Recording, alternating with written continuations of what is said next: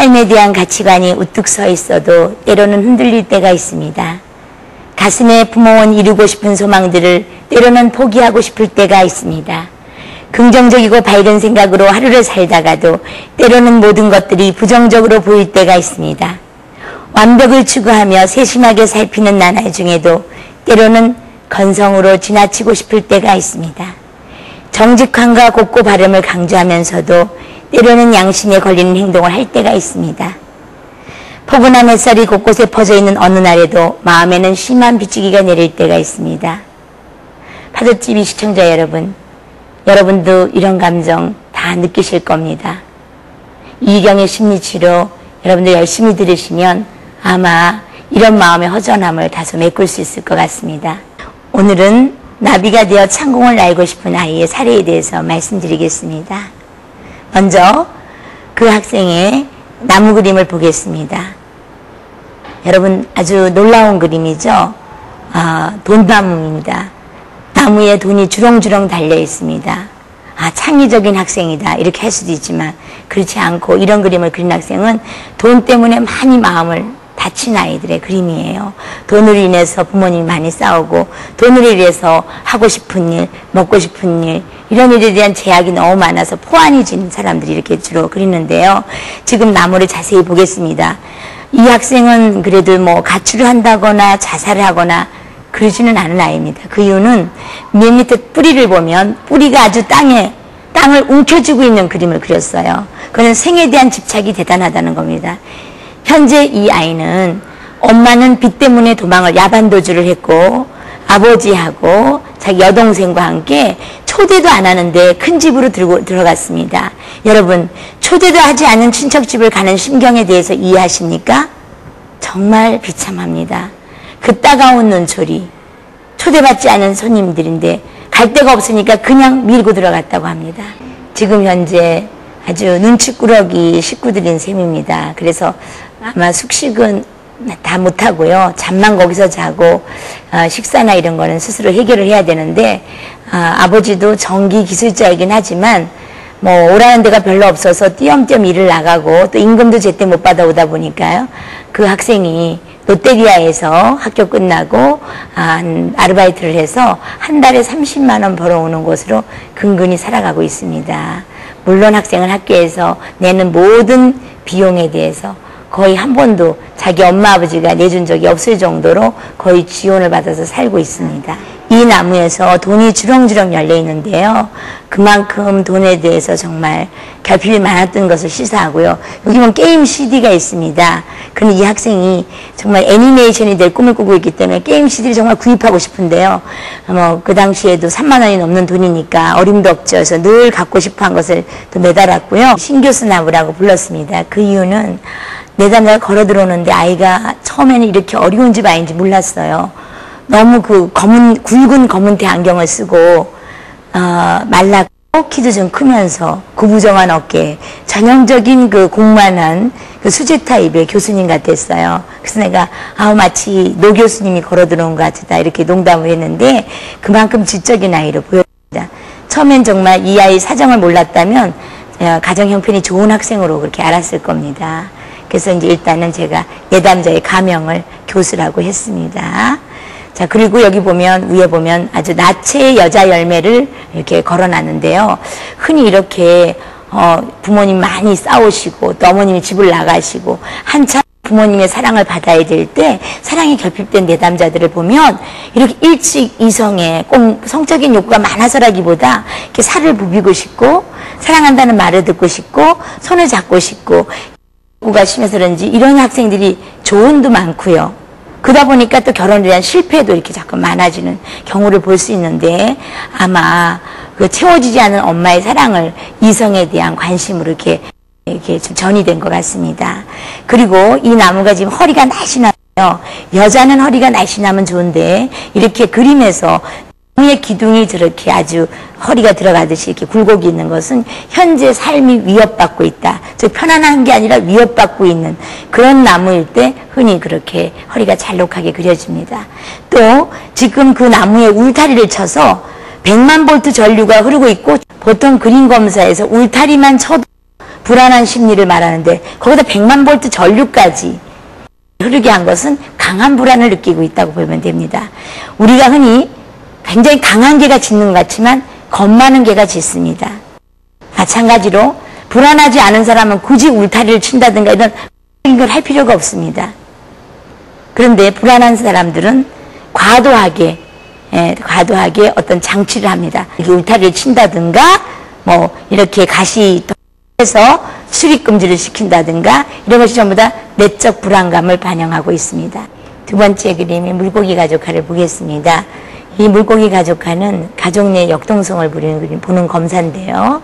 지금 보시면 굉장히 이렇게 행복하고 자유로운 가족이 있을까 할 만큼 한 물고기는 게임 CD를 하고 있고 한 물고기는 아주 물 밖으로 나갔다가 다시 내려오고 하는 다이빙을 하고 있고 또 한 물고기는 파라솔에 길게 누워서 주스를 마시고 근데 한 물고기는 또 음악을 듣고 있고 근데 다른 한 물고기는 바깥에 있는 돈다발을 잡기 위해서 애초롭게 이렇게 온몸을 다해서 이렇게 뒤에 지느러미를 흔들고 있는 그림을 그렸어요.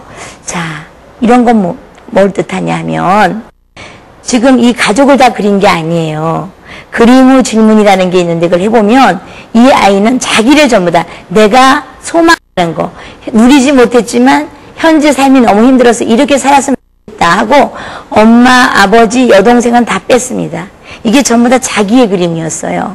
이렇게 가족이 있는데도 불구하고 이렇게 가족화 검사에서 뺀다는 것은 심리적 유대가 끊어진 것을 말합니다.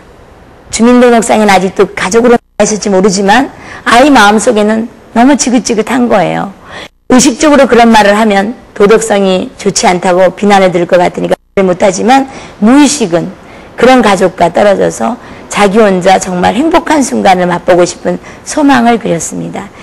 이 그림에서도 또 돈다발이 밖에 있는데 그것도 잡은 것이 아니고 그림 밖에 나가서 정말 잡을 수 없는 위치에 있는 것을 애하게 잡고자 하는 현재 돈이 너무 없는데 돈을 갖고자 하지만 돈이 없는 자신의 신경을 반영한 그림을 그렸습니다.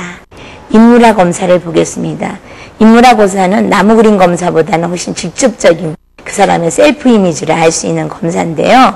지금 이 학생은 키가 크지만 이 정도의 늘씬한 청년은 아니에요.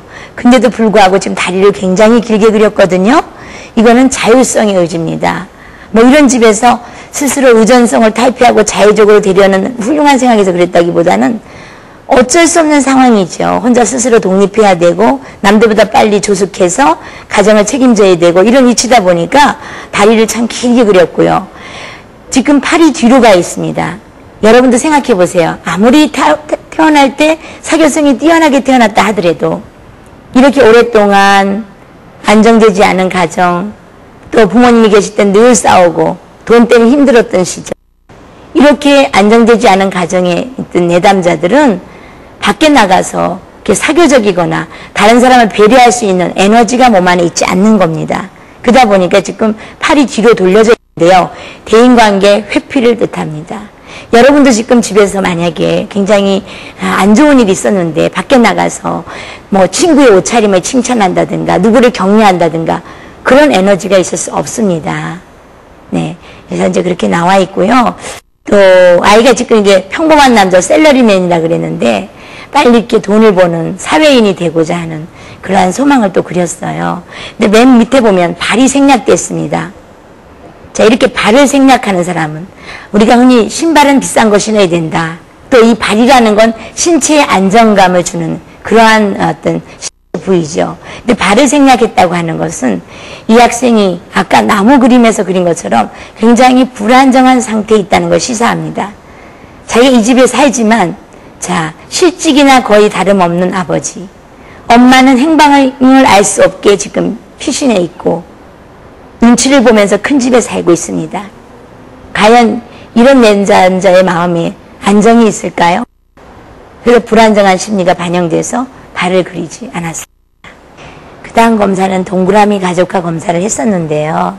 동그라미 가족화 검사는 가운데에다가 자기 집 인물 중에 한 명을 그리고 또 그 사람 하면 상징되는 것을 그리라 그랬더니 다른 가족을 또 어필하기 싫은지 본인을 또 그렸습니다. 그리고 그 주변에 엄마라고 크게 아주 진하게 쓰고요. 또 돈다발이 있고요, 머리 위에. 그 다음에 그 옆에는 또 일본어 1급 책이 있고요. 또 밑에는 고양이가 있고, 밑에는 또 게임 CD가 있었습니다. 본인이 좋아하거나 현재 필요한 것을 했는데요. 특히 미술치료 1급 같은 경우는 본인이 애니메이션 공부를 하러 일본에 가고 싶어 합니다. 그래서 일본어 1급 책을 그린 거고요. 엄마는 현재 너무 떨어져서 오래됐지만, 엄마가 좀 경제적 관념이 없고, 이분이 주로 네 것도 내 거, 내 것도 내 거 하듯이 돈 빌리는 걸 무서워하지 않고, 특히 모질거나 다른 사람한테 악하게 하는 건 아니지만 경제관념이 없어서 남의 돈 쓰는 거에 대해서 어려워하지 않기 때문에 집안이 이렇게 된 경우거든요. 그래서 뭐 어머님이 특히 뭐 아이를 학대했다거나 직접적으로 아이한테 모진 소리를 한 게 아니고 경제적으로 이렇게 돼서 피신한 거기 때문에 아이가 엄마에 대한 감정은 그렇게 나쁘지가 않아요. 그래서 엄마라고 아주 네모칸 이렇게 썼는데요. 이렇게 엄마를 보고 싶어 한다, 이런 사인이고요. 특히 고양이 그림은 엄마에 대한 양가 감정을 갖고 있는 내담자에게 그려지는 동물인데, 이거는 이제 엄마가 좋은 점도 있지만 이렇게 집안을 곤란하게 해서 원망스러운 마음. 그러니까 우리가 흔히 뭐 친밀한 사이에는 꼭 좋은 감정만 있을 수 없습니다. 애증이 엇갈리듯이 이렇게 양가 감정이 생기는 건데요. 그래서 이제 고양이를 그려놓고, 그 다음 밑에도 또 게임기가 있습니다. 본인이 갖고 싶은 거 정말 보고 싶고, 친구들도 고액이니까 잘 안 빌려주죠.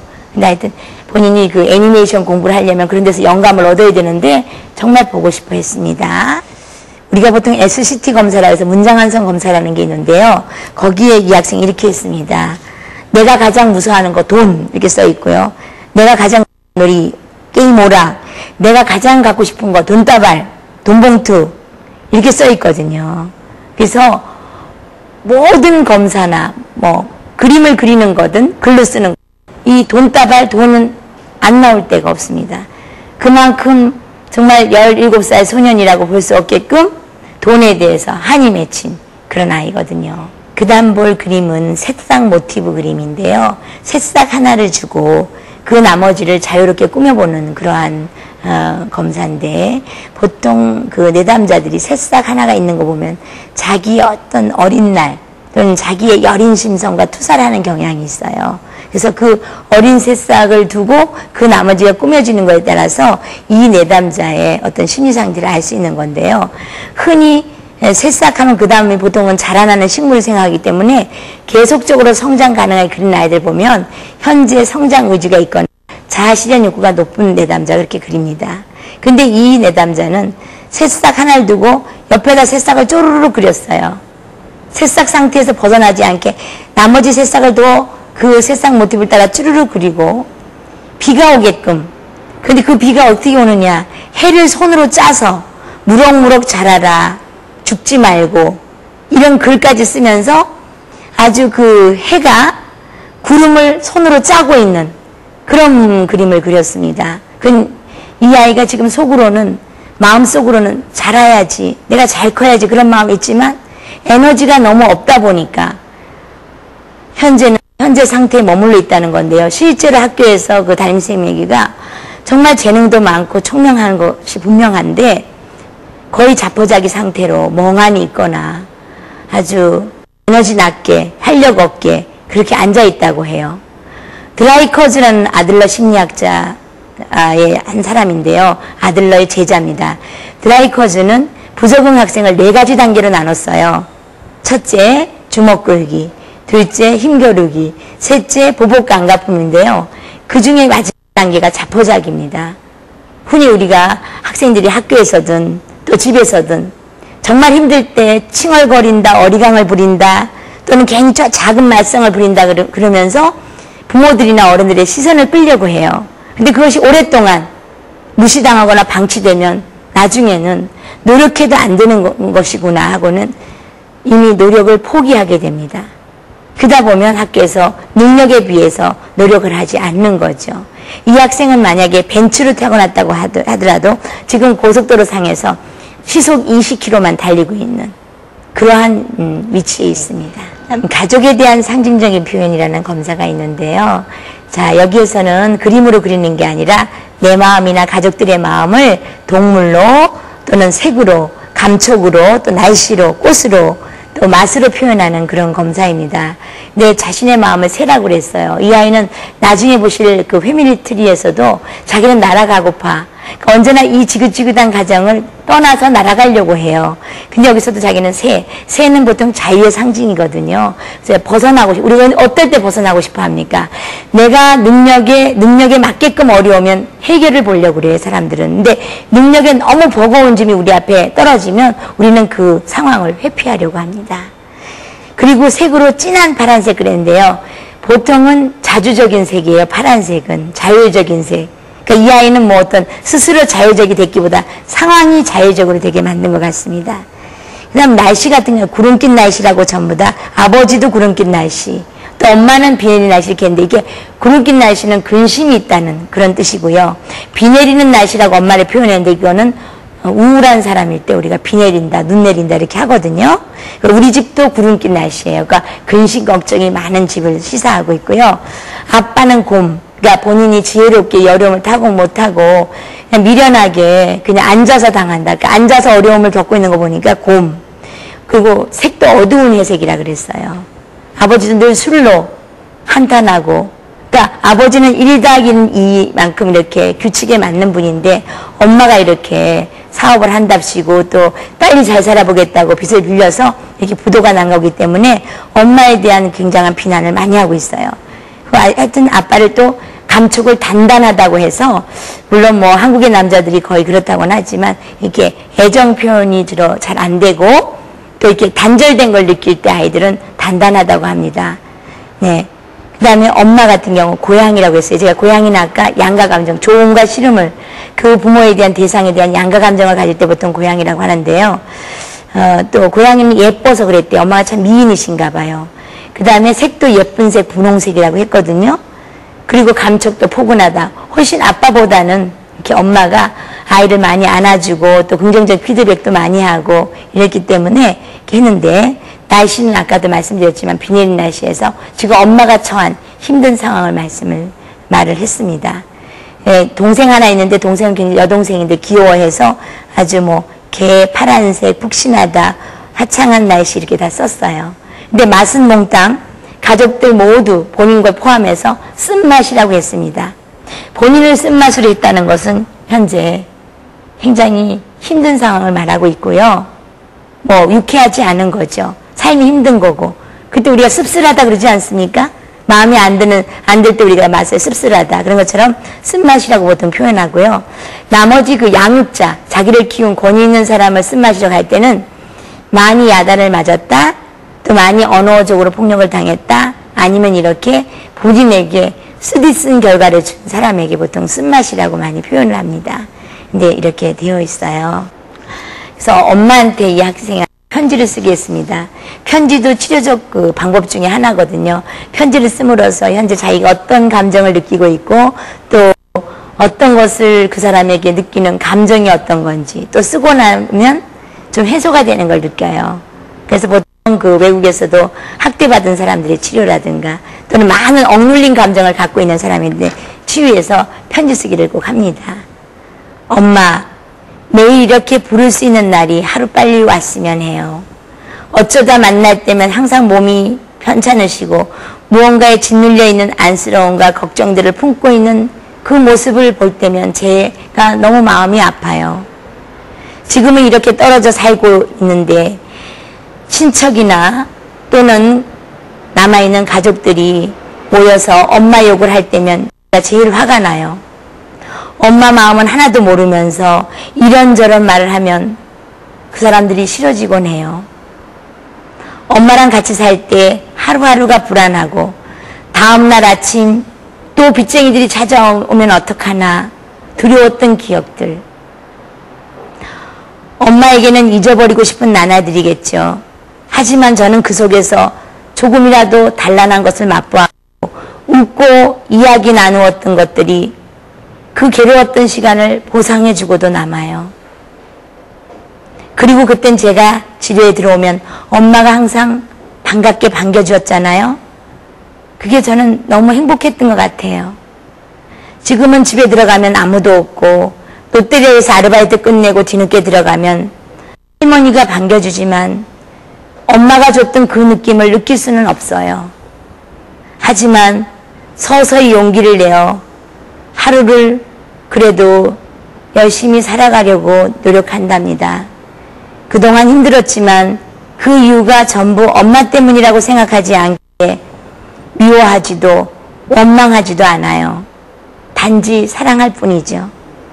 제가 엄마의 조그만 힘이라도 될 수 있도록 노력하겠습니다. 저 또한 제가 이루고 싶은 꿈을 이룰 거고요. 다시 한번 엄마가 지쳐 쓰러져도 부축을 해주진 못해도 소리쳐 응원할 거예요. 엄마를 사랑한다고. 그래서 만난 날까지 꼭 건강하셔야 돼요. 밥은 꼭 챙겨 드시고요. 엄마를 사랑하는 아들. 하루빨리 엄마가 상황이 나아져서 저희 곁으로 돌아오기를 빕니다. 네, 이런 편지를 썼습니다. 이 아이가 가장 정말 즐거웠던 기억을 제가 얘기하라고 했는데 제가 다 눈물이 났습니다. 주안역에 가보시면 롯데리아 매장이 있죠. 그 롯데리아에서 제일 싼 햄버거 엄마랑 같이 가서 먹었던 거, 그게 제일 자기 인생에서 행복한 순간이래요. 자, 보통 가정이라면 요즘에 그런 거 일도 아닙니다. 아이들이 아마 감사도 모르고 먹을 거예요. 그런데 사실은 이렇게 빚을 져서 도망가기 전도 늘 가정이 불안해서 친척집에 맡겨졌다가 오고, 또 함께 살 때는 돈 때문에 늘 싸우는 거 보고, 어느 날은 두 분이 격렬하게 싸우시는데 그때 아파트 5층에 살았답니다. 5층짜리 아파트였는데 5층에서 확 떨어져 죽고 싶더래요. 베란다 앞까지 나갔답니다. 근데 제가 아까 그림 검사에서 말씀드렸죠. 이 아이는 생명을 포기할 아이는 아니에요. 힘들어도 꿋꿋이 살려고 하죠. 하지만 그 수위를 넘어서게 더 힘들면 아무도 장담할 수는 없는 겁니다. 자녀를 낳을 때는 사랑해줘야지 다짐하고 다 낳을 겁니다. 그런데 그런 아이가 아파트 베란다에 나가서 떨어져 죽게 만들고 싶은 그런 처지를 만드는 그 부모 마음은 어떤 걸까요? 왜 그렇게 일을 만들까요? 그분들을 만나서 얘기를 들으면 또 이해가 갈지 모르지만 제 내담자는 우리 신 교수였기 때문에 그 아이 얘기를 들으면서 정말 안타까운 마음을 금할 수가 없었습니다. 자, 우리가 잘 사랑하지는 못해도 그 아이 생명을 지켜줘야 된다고 생각합니다. 그 아이가 스스로 자기 생명을 지킬 수 있는 날까지 부모란 사람들은 그 아이 생명을 지켜줘야 된다고 생각합니다. 그런데 아이에게 죽고 싶다, 지긋지긋하다, 벗어나고 싶다, 언제 이 고통이 끝날까, 이런 생각을 늘 했기 때문에 그렇게 재능 많고 총명한 아이가 지금 고속도로에서 시속 20km로 달리고 있습니다. 그러니까 당연히 학습 부진이 오는 거고요. 이런 내용을 모르는 선생님들은 참 게으르다, 아이가 왜 그럴까, 이렇게 생각하고 계시죠. 여러분들이 만나는 사람들이 어떤 특정한 행동을 할 때, 또 이해할 수 없는 행동을 할 때 그 행동만 가지고 그 사람을 판단하지 마십시오. 네, 여러분 앞에 앉아있는 어떤 아이가 만약에 여러분이 이해할 수 없는 행동을 한다면 그 아이는 현재 힘든 일을 겪고 있거나 고통스러운 일 때문에 어쩌면 생을 포기하려고 생각할지도 모릅니다. 또는 특별한 이상 행동을 보이지 않아도 조금만 더 열심히 하면 더 나아질 텐데 제가 왜 힘을 내지 않을까 하고 이상한 사람이 있다면 반드시 그 사람 뒤에는 숨겨져 있는, 보이지 않는 어떤 사정이 있는 겁니다. 여러분, 나비가 되어 창공을 날고 싶어하는 아이 사례는 3회 방송에서 계속하겠습니다. 안녕히 계십시오.